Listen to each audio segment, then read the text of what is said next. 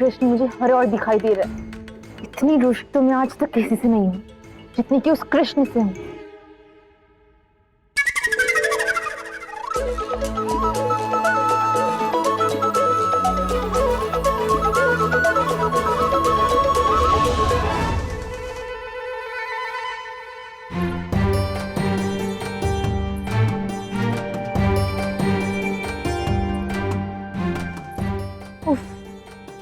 ये हो क्या रहा है?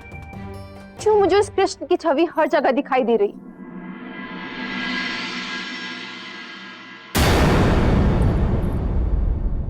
क्योंकि मैं वास्तव में यहीं पे हूँ, तुम्हारे पास। तुम यहाँ क्या कर रहे हो इस समय? मेरे कक्ष में तुम्हारा साहस कैसे हुआ? हाँ,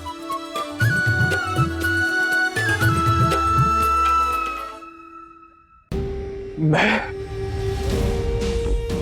अपनी राधा को किसी और की होता हुआ नहीं देख सकता।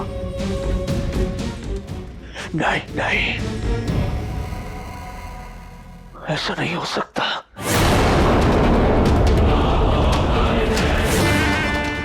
मुझे कुछ करना होगा।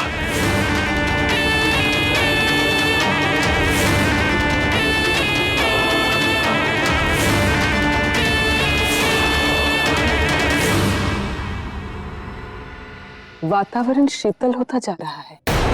अयन, तुम्हें शीत लग जाएगी। रुको, मैं अग्नि का प्रबंध करती हूँ।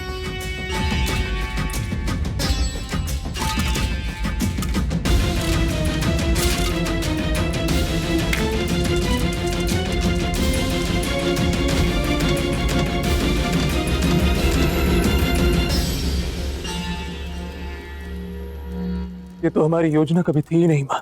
मेरी राधा को तो मेरी होना था, उस मूर्ख व्योमेश की नहीं। ये अग्नि देख रहे हो अयन? ये जटिला की लगाई हुई अग्नि है। इसमें मैं जो चाहूं, जब चाहूं, जलाकर भस्म कर सकती हूँ।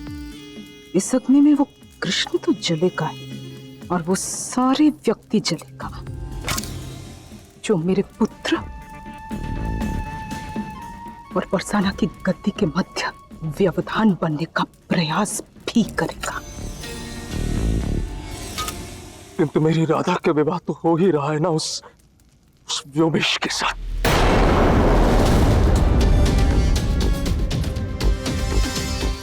देखो मेरी ओर, सत्य तुम्हें ऐसा लगता है मैं उस व्योमेश के साथ राधा का विवाह होने दूंगी?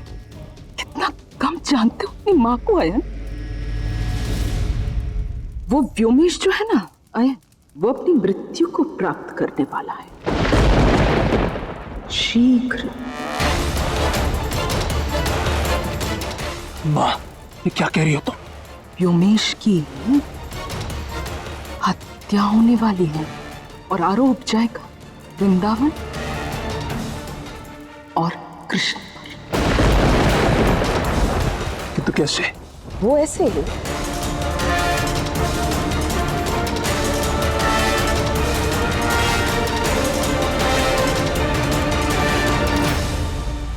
मेरा पूरा संसार उजाड़ने के पश्चात मेरे सामने मेरे कक्ष में ऐसे कैसे खड़े हो सकते हो? तुमसे बड़ा दुष्ट कोई नहीं है। वो राधा, बात ही कुछ ऐसी थी कि मुझे स्वयं यहाँ आना ही पड़ा। मुझे तुम्हारी कोई बात नहीं सुननी। चले जाओ यहाँ से, जाओ, अन्यथा मैं तुम्हें पकड़वा दूंगी। जाओ, अन्यथा शोर मचा दूंगी।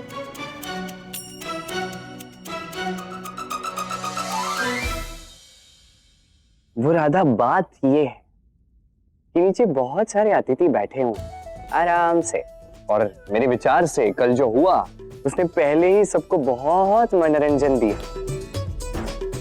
मुझे नहीं लगता कि तुम और मनोरंजन का पात्र बनना चाहोगी, किंतु निर्णय आपका है।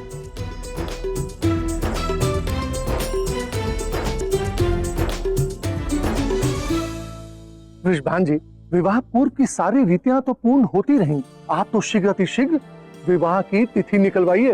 हाँ हाँ, क्यों नहीं, अवश्य। महापंडित उग्रपद जी शीघ्र ही विवाह की शुभ तिथि निकालेंगे।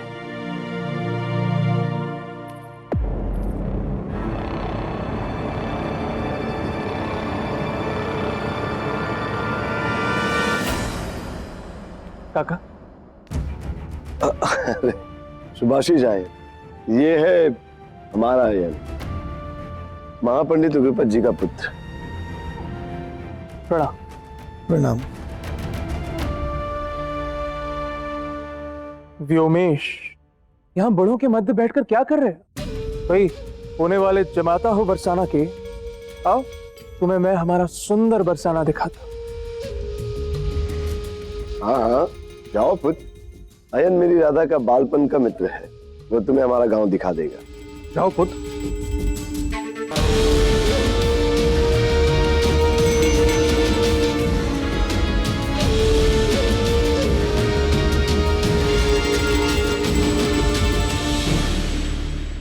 यहाँ मैं तुम्हारी एक भ्रांति दूर करने आया हूँ, एक सत्य कहने आया हूँ राधा। मुझे अब कोई रुचि नहीं, ना ही तुम्हारे सत्य में और ना ही तुम्हारे झूठ में।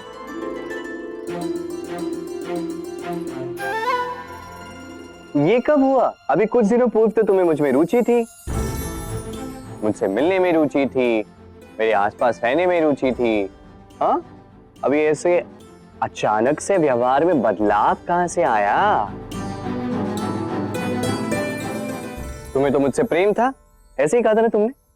अब उसका क्या हुआ? खो गया प्रेम, और उसके स्थान पर केवल घृणा है, समझे? क्या तुम भी यही सोचती हो कि प्रेम इतनी सरलता से बदल सकता है? बताओ। इन सब से तुम्हें क्या? तुम्हारे लिए तो वो वैसे भी प्रेम नहीं, मोह था, है ना? वाह, अंततः तुम समझ ही गई जो मैं तुम्हें समझाने का प्रयास कर रहा था। अच्छा, तो इसलिए तुम यहाँ आए हो, मुझे वापस प्रेम और मोह का ज्ञान देने। यदि तुम्हारा ये प्रेम और मोह का पाखंड पूर्ण हो गया हो ना, तो जाओ यहां से।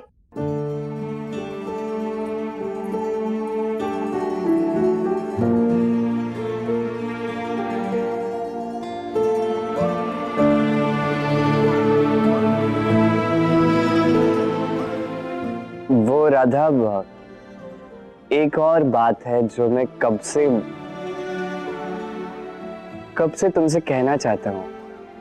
जो कहना है शीघ्र कहो और जाओ यहां से।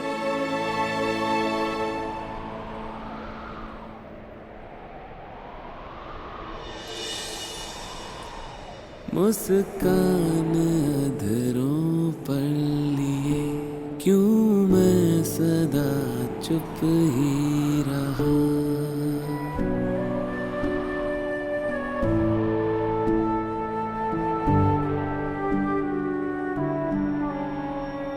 मुस्कान अधरों पर लिए क्यों मैं सदा चुप ही रहा।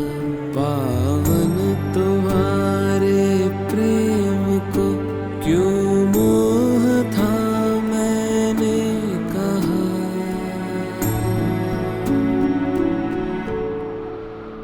हर बात समझाना सदा संभव नहीं राधे, समय समझाएगा। हर बात समझाना सदा संभव नहीं राधे, समय समझा। मैं तुमसे प्रेम करता हूँ राधा, प्रेम करता हूँ।